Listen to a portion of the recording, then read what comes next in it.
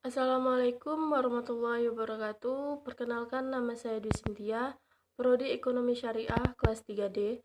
Di sini saya akan menjelaskan ulang tentang materi-materi yang sudah dijelaskan oleh teman-teman saya.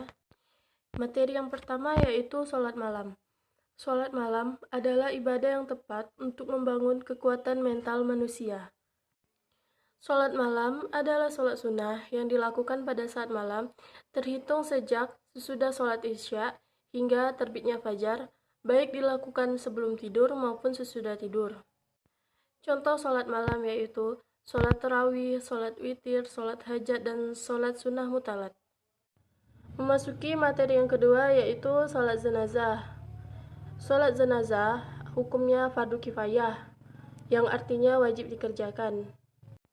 Namun, jika sudah ada umat muslim lain yang mengerjakannya, maka kewajiban umat muslim lainnya menjadi gugur. Tata cara sholat jenazah ini berbeda dengan sholat wajib dan sunnah lainnya. Sholat ini tidak didahului azan dan iqomah, sebagaimana sholat fardu 5 waktu. Rukun yang harus diperhatikan agar sholat jenazah sah di antaranya, yang pertama niat, yang kedua berdiri bagi yang mampu, yang ketiga 4 kali takbir, yang keempat mengangkat tangan pada takbir pertama, yang kelima membaca Al-Fatihah, yang keenam membaca sholawat Nabi, yang ketujuh mendoakan jenazah, dan yang terakhir salam. Tata cara sholat jenazah yang pertama, takbir pertama membaca niat dan Al-Fatihah, takbir kedua membaca sholawat, takbir ketiga mendoakan jenazah, takbir keempat mendoakan jenazah dan orang yang ditinggalkan, dan yang terakhir salam.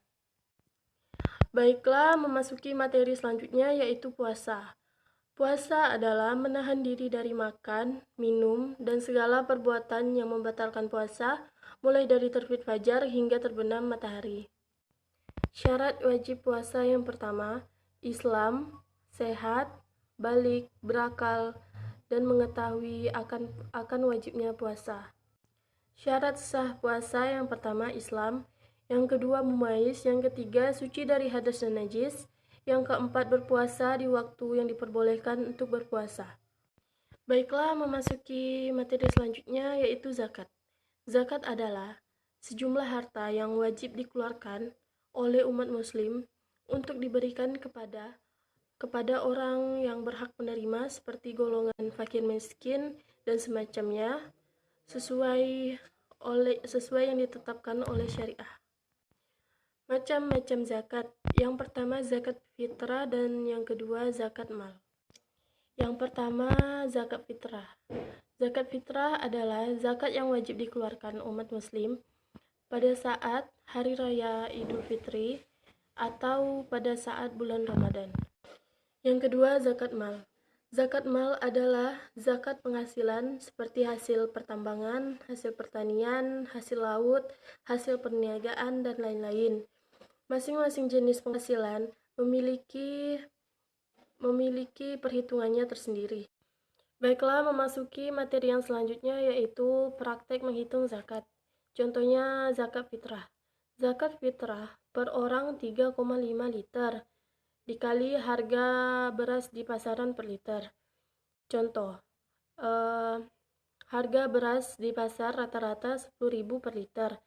Maka zakat fitrah yang harus dikeluarkan yaitu 35.000 per orang. Baiklah, memasuki materi yang selanjutnya yaitu nikah. Nikah artinya terkumpul dan menyatu.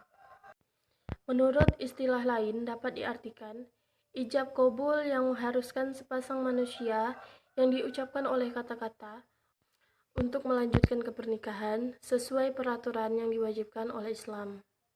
Pernikahan merupakan ibadah dengan kedudukan yang sangat penting dan sakral dalam Islam. Tujuan menikah yaitu selain menciptakan generasi yang soleh dan soleha, Allah juga berbagi berkah di balik pernikahan. Meski aktivitas bersama pasangan halal itu dianggap sederhana, tapi bernilai pahala dan berkah. Baiklah, memasuki materi yang terakhir yaitu akad nikah, muhilat, dan muharimat. Akad nikah terdiri dari ijab dan qabul.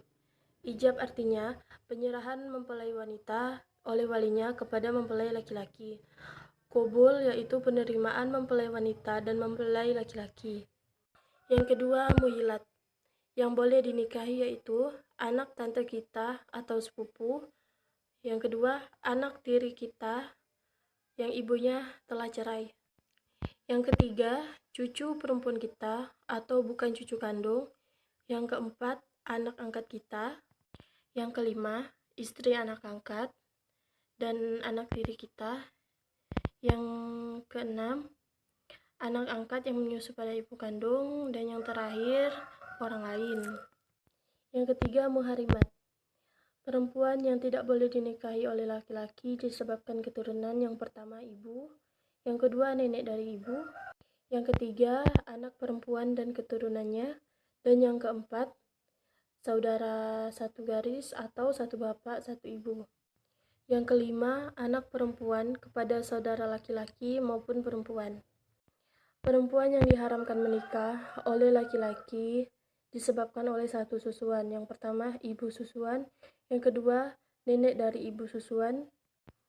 Yang ketiga, saudara perempuan susuan. Dan yang terakhir, sepupu dari ibu susuan dan bapak susuan. Sekian materi dari saya. Mohon maaf apabila terjadi banyak kesalahan. Wassalamualaikum warahmatullahi wabarakatuh.